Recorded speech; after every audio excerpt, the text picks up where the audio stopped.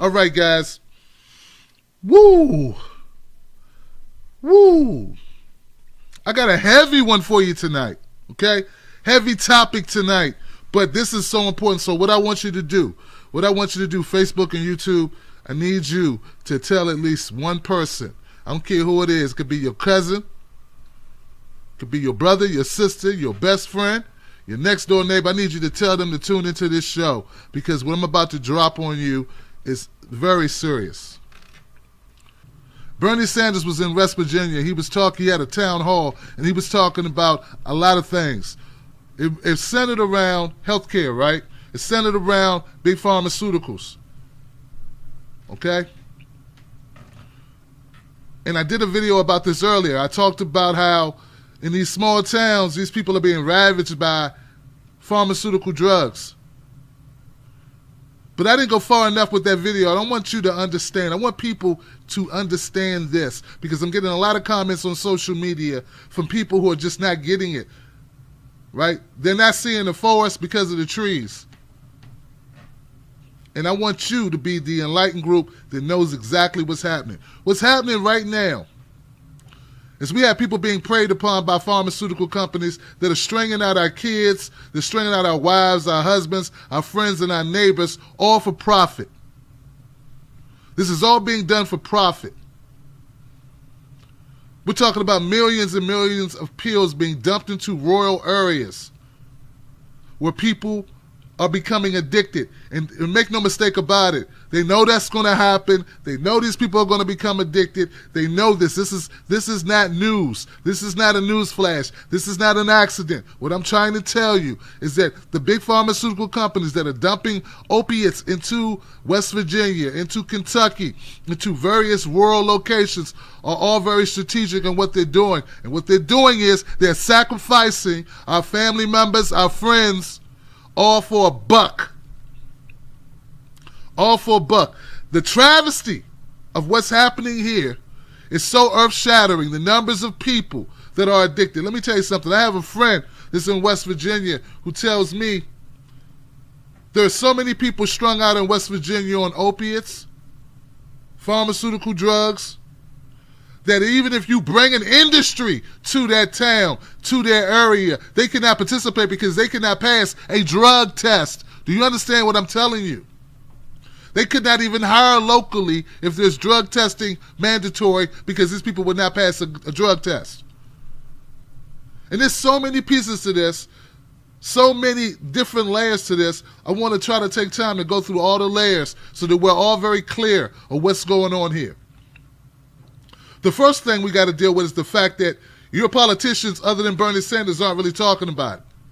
That's the first thing. Why is this not being discussed everywhere? That's the first thing. Why aren't people in politicians from these areas even discussing it? Why I'm not hearing constant fight back from our politicians on these issues. Now, I don't want to hear pragmatism. I don't want to hear they pick their battles. I don't want to hear any of that garbage. I got no time for it. Time is of the essence. People are dying. We don't have time for you to make excuses for your favorite politician. No time at all. The second point I want to make is why isn't your media talking about it? See, when I make a tweet and I say we need to stop focusing on Russia, I have ignorant, and I do mean ignorant. I don't mean they're stupid. I don't mean they're dumb. I don't mean they're toxic. I don't mean that they are purposely uninformed or ill-informed, but they are ignorant. That meaning they don't know the facts. While you talk about Russia, we got families losing their homes, losing their lives from drug use across this country in a strategic way. Like I said, this is on purpose. And look, if you don't hold your media accountable for not discussing important issues like this and distracting you with Russia talk, as if that's going to have something to do with what's going on in the lives of these people. We're talking about young people overdosing, the numbers of overdose. Let me give you some numbers here. Let me add more gravity to this point. In 6 years, doing wholesalers In 6 years, drug wholesalers showered the state with 780 million hydrocodone and oxycodone pills, while 1,728 West Virginians fatally overdosed on just these two painkillers alone. The investigation found the unfettered shipments amount to 433 painkillers for every man, woman, and child in West Virginia. What I'm telling you is this is not an aberration. You have not just discovered Bigfoot. You did not just find a briefcase full of money on your back porch. You did not just hit the lottery. This is not some strange thing. This is happening in states and towns all across this country, and you're not hearing about it on your mainstream media. And when I bring up we need to stop talking about Russia, you push back on me because you have been brainwashed with this idea that somehow Putin got something to do with something that majorly affects your life when he does not. They have not proven anything about Russia, and you are still fixated on it. You are fixated on it because they keep pumping it to you. And instead of you asking yourself, why they keep telling me this? What is going on? What's the right hand doing while the left hand's doing like this? You want to beat back an independent media that is doing their best for almost nothing, like nickels. These people are paid millions and they can't tell you the truth. I'm paid nickels, I try to tell you the truth, and you tell me to get out of here. You tell me, oh, we can chew gum and walk at the same time. Since when has American media been able to chew gum and walk at the same time? When has that existed? Don't fool yourself. So we have pharmaceutical companies pumping painkillers, addictive painkillers into these neighborhoods, destroying families, people overdosing, people going to jail, people not even being able to get jobs if jobs are put in the area because they are so addicted from these drugs they would never pass a drug test. We got politicians who do not have the guts, the heart, the courage, the will, the stamina, the ethics to talk about it, and then we have media who will not cover it. And when I say let's cover it, you say, oh, we got to hear more about Russia. But I'm not done with you yet. So, okay. We hear a lot about this term intersectionality. If you ever go around some liberals and progressives, you'll hear this term thrown out about intersectionality. This is where issues diverge on all types of people, whether they be LGBTQ, Black, Native American, Asian, women, Black people, whatever, white people, poor people, whatever. With some point, you find an intersectionality. You find a point in which all of these people are touched by the same thing. And those are the things we need to address immediately, because those things will build the most consensus, obviously. These are the things that will pull at the hearts of the people because it speaks directly to them. What I'm telling you, this is one of those moments.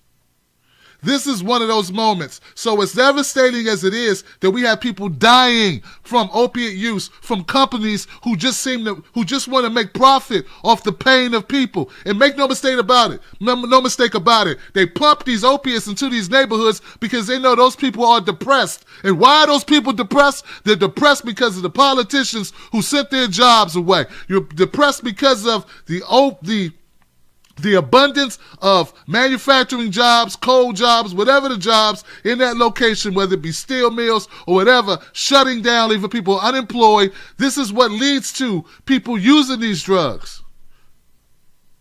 This is it. Then we also talk about drug dealing and all the other factors that play into it. When people don't have jobs, what do you have? So what I'm saying is, for the intersectionality or whatever, when you look at this, you have to recognize and you have to be the bigger person and say, this ain't right. We got to do something about it. We have to wake up and deal with this issue. And you don't have to live there. You do not have to be a member of that community to care about this, because this is if people can wrap their heads around this issue, maybe they can understand what's going on in Detroit. Maybe they can understand what's going on in Chicago. Maybe they can understand what's going on all across this country. These corporations are taking advantage of the despair of the people in these locations that was created by the politicians in these locations. Do you understand what I'm saying? So when Maxine Waters goes on a Twitter tirade about how pissed off she is about Russia, meanwhile the people in her district can't even find jobs, it's nothing but a distraction, is what I'm telling you. You're being distracted from what's impacting your community and killing people daily. That's throwing them in jail, throwing away the key, breaking up families. Do you understand the ripple effects of what I'm talking about? This is what's going on. So we have to wake up to reality here. We cannot be lulled to sleep. We cannot go looking at a boogeyman, pointing at the boogeyman. Oh, the boogeyman is so scary. That Putin ain't got nothing to do with your jobs leaving. Putin has nothing to do with those drugs in Kentucky, West Virginia, upstate New York, or wherever. Do you understand what I'm telling you? He has nothing to do with that. He has nothing to do with the pharmaceutical companies making millions upon millions of dollars while you die. Do you understand? He's got nothing to do with that. Nothing. But that's what they want you to be focused on. That's what they want you to look at. That's what they want you to pay attention to.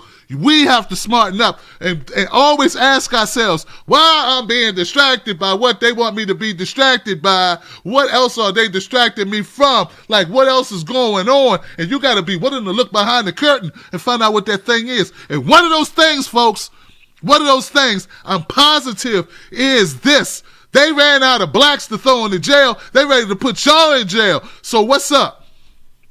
They want more of you in jail now. They got tired of feeding crack to the hood. Now they want to feed pharmaceuticals and opiates and that garbage to your kids. So now what's up? And whatever you think, look. The stigma that they lay on people who are drug addicts cannot compel you to sit still. Do not be fooled. No one goes into these situations wanting to be addicted, even thinking along those lines. No one says, hey, I just want to throw my life away. I just rather throw my life away. People who want to do that commit suicide. These people are not committing suicide. These people are being hooked systematically on these drugs. Why else did you send 9 million pills to a location of 392? Why?